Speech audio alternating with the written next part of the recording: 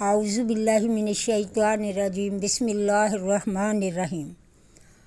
अज असी अल्लाह ते अल्लाह दे रसूल दी गल दे विच साडा 8वां सैशन है। इहदे विच असी ना गल कर रहे सां कि शैतान दा जिहड़ा ना तफसीली थोड़ा जिहा ही है कि शैतान है की, इहदा जरा तारुफ।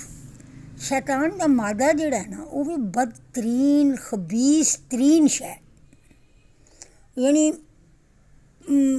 ते एह्दा जेह्ड़ा ना एह्दी जेह्ड़ी शनाख्त है ओह् भी शदीद तरीन सरकश, ऐसी मखलूक जेह्ड़ी इंतहाई शदीद तरीन सरकश मखलूक है। अल्लाह ताला ने हुण इत्थे इक सवाल आएगा सुनने वालियां दे दिमाग विच कि इन्नी शदीद तरीन इन्नी सरकश शर पसंद जेह्ड़ी है और इन्नी यानी कि इस कदर खबीस और बदतरीन शै अल्लाह ने क्यों खल्क कीती। इत्थे जवाब है वे कि सूरह कहफ दे विच अल्लाह ताला दी ज़ात ने फरमा रही है कि फरिश्तियां नूं अल्लाह ताला ने सजदा करन दा हुक्म दिता आदम अलैहिस्सलातु वस्सलाम नूं। मलाइका ने सजदा कीता, इबलीस ने इनकार कर दिता। क्यों? वो जिन्नां दे विचों सी, जिन्नात दे विचों सी, ते ओह इनकार करके अतात गुजारी दी हद तो बाहर निकल गया। अल्लाह ताला ने शैतान नूं क्योंकि जिन्नात चों खल्क कीता सी, मगर वो नाफरमानी करके शैतान मरदूद हो गया, यानी खल्क वो जिन होया लेकिन नाफरमानी करके वो बद जिहड़ी है ना उन्हें ऐसी बदी कर बैठा, ऐसी सरकशी कर बैठा, इतनी बदतरीन उन्हें जिहड़ा सी उन्होंने गरूर आ गया, फखर आ गया अपने आप दे उत्ते।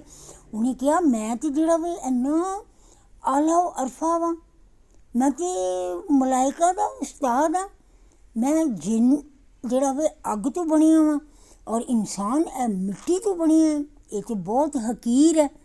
इस वास्ते उन्हें जिहड़ा ना तकब्बर च आके गरूर च आके ओह अल्लाह ताला दी बारगाह दे विचों जिहड़ा वे ओह रांदा दरगाह हो गया, तुतकारिया गया ते मरदूद कर दिता गया। इस गल तो सानूं ये गल भी समझ आती है कि अल्लाह ताला दी ज़ात दे अगे उहदी नाफरमानी दे विच तकब्बर गरूर अल्लाह ताला दी ज़ात नूं पसंद नहीं है। और ये सानूं तकब्बर गरूर सानूं अल्लाह ताला दे अज़ाब दा और अल्लाह ताला दे गुस्से दा गज़ब दा शिकार कर दिंदी है और शैतान दा जिहड़ा ना ओहदा साथी बना दिंदी है। अच्छा, सूरह यासीन दे विच अल्लाह ताला दी ज़ात फरमा रही है लोगां नूं, अल्लाह दी ज़ात कह रही है ऐ लोगो सुनो, क्या तुसी ऐ नहीं सुनिया कि तुसी मेरे नाल अहद नहीं सी कीता कि मैं शैतान जिहड़ा वे उन्हां नूं असी नहीं पूजांगे, मैं तुहानूं मना नहीं सी कीता। ऐ लोगो तुहानूं मैं मना नहीं सी कीता, मैं तुहाडे कोलों वादा नहीं सी लिया, मैं तुहाडे कोलों अहद नहीं सी लिया कि शैतान नूं ना पूजना। ऐ तुहाडा खुला दुश्मन है, यानी सामने नज़र ना आने वाला मगर एक चीज़ है, ओहदी जिहड़ा शर वे ना वो तो खुला वे, तो नज़र आंदा है। उन्हें अल्लाह नूं बड़ा उन्हें फखर नाल उन्हें गल कीती, उन्हें कहा मैं इंसान नूं हर जगह दे उत्ते मैं सिराते मुस्तकीम ते बैठांगा।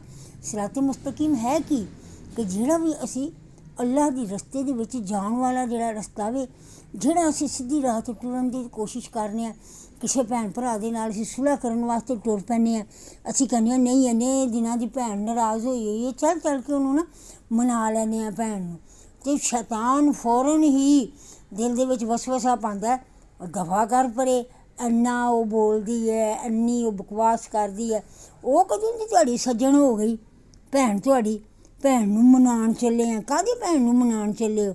ਛੱਡੋ ਪਰੇ, ਦਫਾ ਕਰੋ। ਫਿਰ ਆਉਣਾ ਸ਼ੁਰੂ ਨਹੀਂ ਆਏ, ਹੁਣ ਆ ਰਹੀ ਨਾ ਤੁਹਾਡੇ ਘਰ, ਅਤੇ ਕਿੰਨਾ ਸਕੂਨ ਹੈ। ਕਿੰਨੇ ਤੁਸੀਂ ਲੜਾਈਆਂ ਤੋਂ ਬਚੇ ਹੋਏ ਹੋ। ਤੁਸੀਂ ਉਹਦੇ ਨਾਲ ਸੁਲ੍ਹਾ ਕਰ ਲਈ, ਫਿਰ ਆਉਣਾ ਜਾਣਾ ਸ਼ੁਰੂ ਹੋ ਜਾਏਗੀ, ਫਿਰ ਘਰ ਦੇ ਵਿੱਚ ਝਗੜੇ ਫਸਾਦ ਸ਼ੁਰੂ ਹੋ ਜਾਣਗੇ।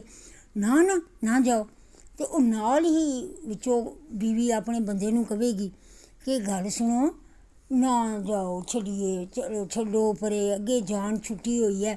ਉਹਨਾਂ ਦੀਆਂ ਫਰਮਾਇਸ਼ਾਂ ਤੋਂ ਉਹਨਾਂ ਦੇ 'ਤੇ ਆਏ ਦਿਨ ਜਿਹੜੇ ਨੇ ਉਹਨਾਂ ਦੇ 'ਤੇ ਪੁਆੜੇ ਹੀ ਨਹੀਂ ਮੁੱਕਦੇ।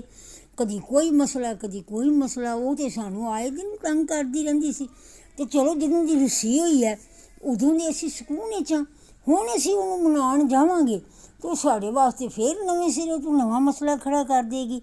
ਇਹ ਹੁੰਦੇ ਨੇ ਸ਼ੈਤਾਨ ਦੇ ਵਾਰ, ਜਿਹੜੇ ਸਾਨੂੰ ਪਤਾ ਹੀ ਨਹੀਂ ਚੱਲਣ ਦਿੰਦੇ। ਇਹ ਸਾਨੂੰ ਨਜ਼ਰ ਨਹੀਂ ਆਉਂਦੇ, ਲੇਕਿਨ ਇਹ ਸਾਡੇ ਸੀਨੇ ਦੇ ਵਿੱਚ ਲੁਕ ਕੇ ਵਾਰ ਕਰਦਾ, ਗਾਇਬ ਹੋ ਜਾਂਦਾ।